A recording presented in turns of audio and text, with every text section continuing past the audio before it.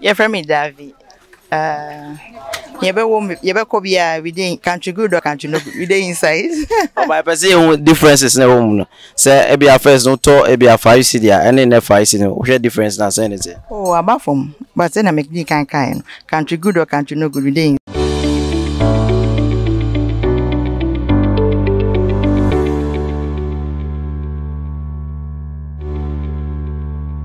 And then we inspire you more. Inti enen so no ene down from na onyame de ache. E pa se ya badu eye nya market. Ya baji amanfo adwenkyere, ya behwe se ne market ne ko. E we se ne dwadifo ne di dwane na afei so won a eto ade enso se ne omo to no. Eti no koso na hwe Attention TV na afei di echi ni ewura market na obra ye ji amanfo adwenkyere. Attention TV ubora YouTube na on subscribe na afei otumi a share na nkofo so otumi anya bi. Se na be ya mo so betumi anya ensempa ne omapa yetwa egu etiene ebeji amanfo adwenkyere ewo anya market anti ye anya market ne ye maame mo ebedi nkomo afọ market ho se ne ne ma ne booko na afi yetumi abi so mbonsem ba ko mienu enti no ye nya maame kese obolo ba ko a ye ne betwe nkomo mommy pacho fro say me pacho frɛ me sister ama. Okay, sister ama pacho eden na o ton me pacho me ton Syria me na me ye Syria leader ewo anya market. Oh, okay. Pacho pese bisa se market insanity and cross sanity wo hwe ene trend and as if it's property by insanity.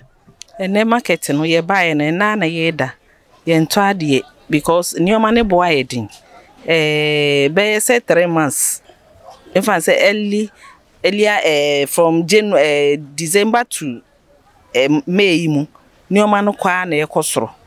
Adebechi bia obefa nyoma abeton obekwa akofa bia na yatum nti ama edwadie no akoslow nipa ne ba oba okuta old price no de ma no so a enye yi nti ama nyoma no ye kofa na esi ho na yesɛ nti yesre say omonhwe taxes no omonhwe mayin na enkofom na ema nyoma no ntimi mbra fom na nti atofo no nso ntimi nto enti jese ntumu aba nyoma toto no enti no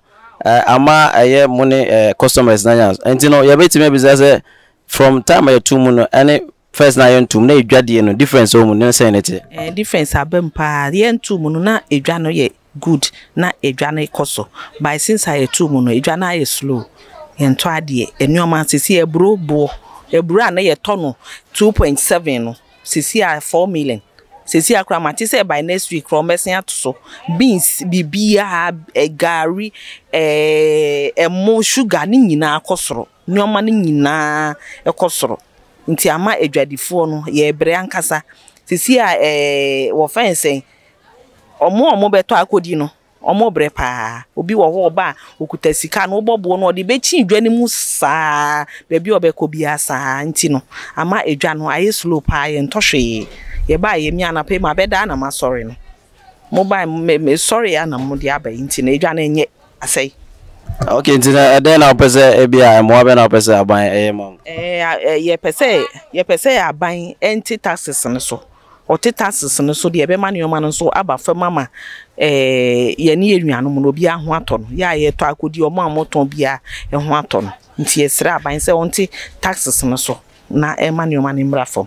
Okay, that's ya ma me na ne kasa se ne owa woni tua no o kire se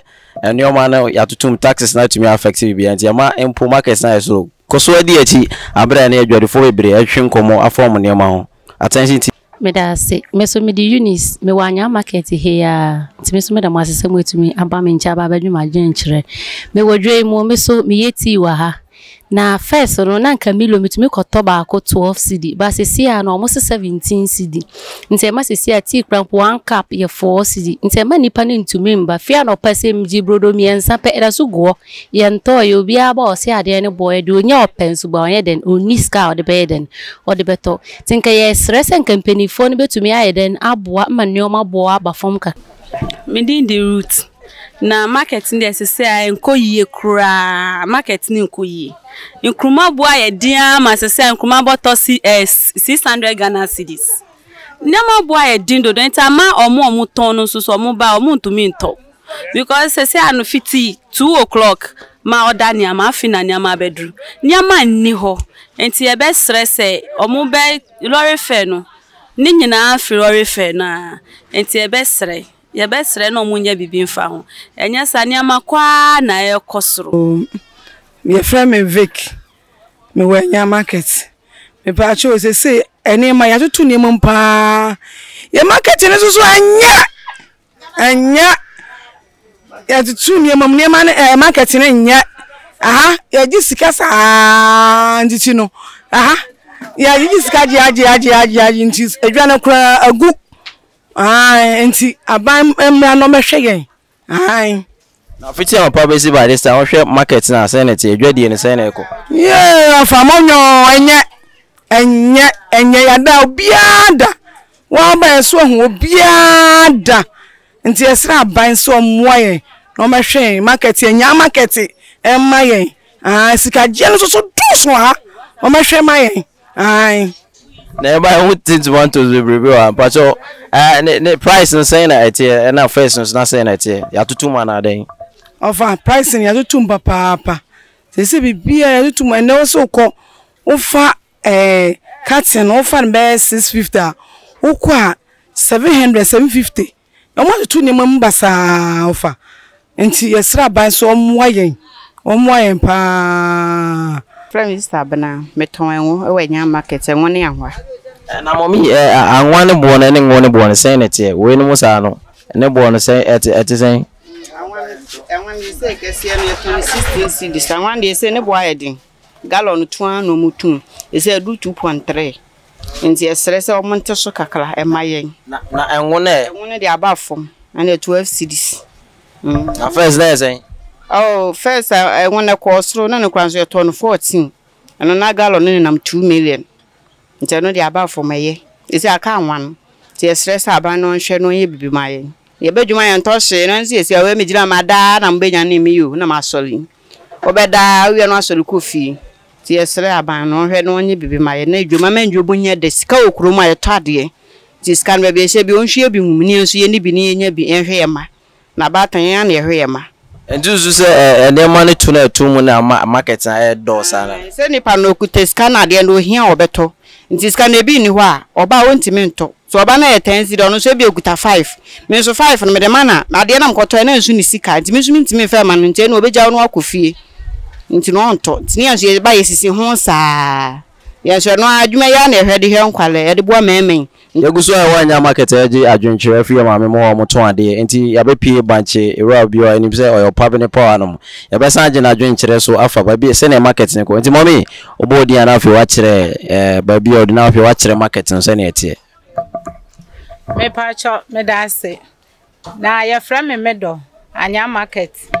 na se niam mu de yesre na ohu ye mobo niam mu nya kura body dro ba ko unkita 70 Ghana untimi ntobi ana ya banchi nso no esanse ya tu kese first na ye kakra be se nso ene nso ye ntimi nto enti yesre ye papa ye ohu ye mobo na ongu sikamu mane mre omanim ema ye nso ye single parent no ye hu ma ye kakra na enye kura we hu ye mobo a ene ajise obomodia etondaka no fancy o man on fancy e o man nti higher 3 cedi higher 4 higher 5 cedi okay me pacho ye pese business fitin pa besi by this time market say na etie pacho enye kura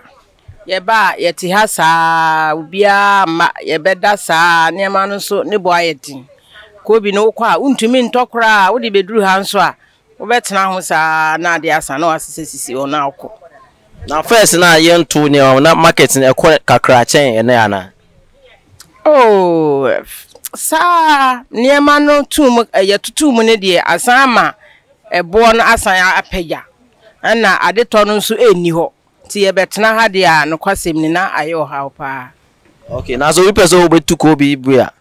ebi a wo se ne o beje price no afa na say the same price na wo je se wo tu amano